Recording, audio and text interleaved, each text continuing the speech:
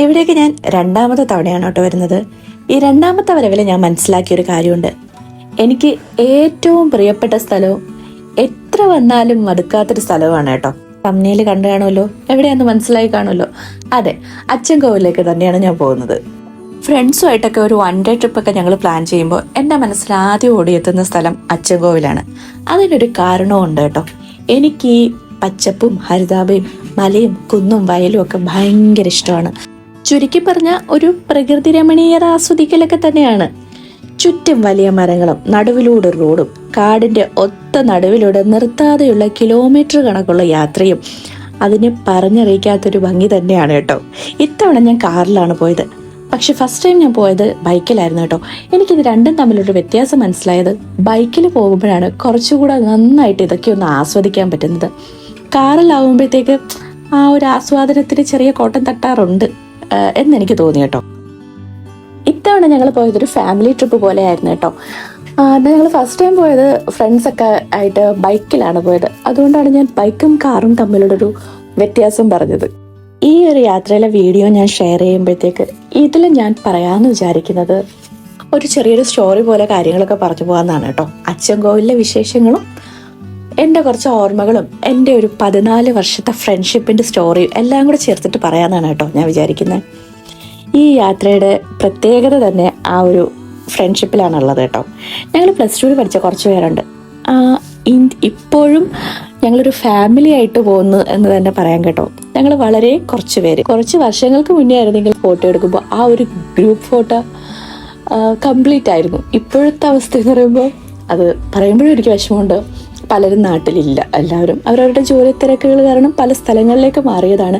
എന്നാലും ആ complete ആകാത്തൊരു photo കാണുമ്പോഴത്തേക്ക് ഞങ്ങൾക്ക് ഓരോരുത്തർക്കും വിഷമമാണ്. പിന്നെ അടുത്ത ക്വസ്റ്റ്യൻ ഇതെന്ന് കംപ്ലീറ്റ് ആകും എന്നുള്ളതാണ്. പിന്നെ ഏറ്റവും നല്ലതുപോലെ മനസ്സിലാക്കുന്ന കുറച്ച് പേര് തിരിച്ചും അങ്ങനെയാണ് കേട്ടോ. എനിക്ക് എന്തെങ്കിലും ഒരു വിഷമം വരുവാണെങ്കിൽ അപ്പം ഓടിയെത്തുന്ന ഒരു ഫോൺ കോളിലൂടെ ആണെങ്കിലും ഓടിയെത്തുന്ന കുറച്ച് പേരാണ് കേട്ടോ.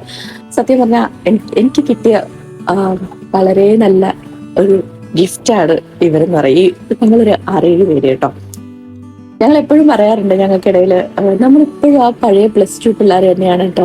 ഒന്ന് പറഞ്ഞ് രണ്ടാമത്തേന് വഴക്ക് കൂടുന്നത്, പിണങ്ങുന്നത്, ചിരിക്കുന്നത്, കളിക്കുന്നത് എല്ലാം പഴയ പോലെ തന്നെയാണ് കേട്ടോ.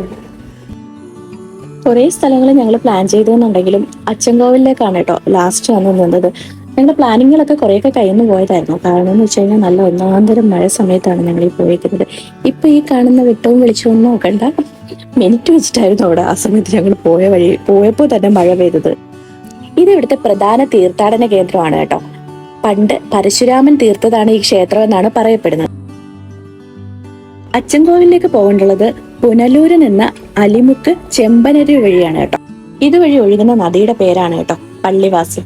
ഇപ്പൊ നിങ്ങൾ കണ്ടോണ്ടിരിക്കുന്ന സ്ഥലമുണ്ടല്ലോ, എനിക്ക് അച്ചൻകോവിലിൽ പോകുന്നതിൽ ഏറ്റവും ഇഷ്ടപ്പെട്ട സ്ഥലവും ഏറ്റവും കൂടുതൽ നേരം ഇരിക്കുന്ന സ്ഥലവുമാണ് കേട്ടോ ഇത്. എന്തൊരു ഭംഗിയാണെന്നറിയോ കാണാൻ. അവിടെ ഭയങ്കര രസം, നല്ല തെളിനീര് വെള്ളം എന്നൊക്കെ പറയത്തില്ലേ, അത് തന്നെയാണ്.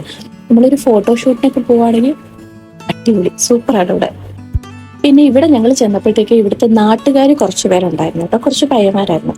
അപ്പം അവര് ഞങ്ങളുടെ അടുത്ത് അങ്ങ് ഒരുപാട് അങ്ങോട്ട് ഇറങ്ങി പോകരുതെന്ന് പറഞ്ഞിട്ടുണ്ട് കേട്ടോ. അപ്പം നിങ്ങളാരെങ്കിലും പോവാണെങ്കിലും അതൊക്കെ ഒന്ന് ശ്രദ്ധിക്കുക. തൊട്ട് ആ കരഭാഗത്തൊക്കെ നിന്നിട്ട് ഒന്ന് കാല് നനയ്ക്കാനും അങ്ങനെയൊക്കെ ആണെങ്കിൽ ഓക്കെയാണ്. ഒരുപാട് നിങ്ങൾ അങ്ങ് ഇറങ്ങാനും നിൽക്കേണ്ട, അത്ര സേഫ് അല്ല എന്നാണ് കേട്ടോ പറയുന്നത്. അതുകൊണ്ട് ഞങ്ങൾ ഒരുപാട് ഉള്ളിലോട്ട് പോയില്ല.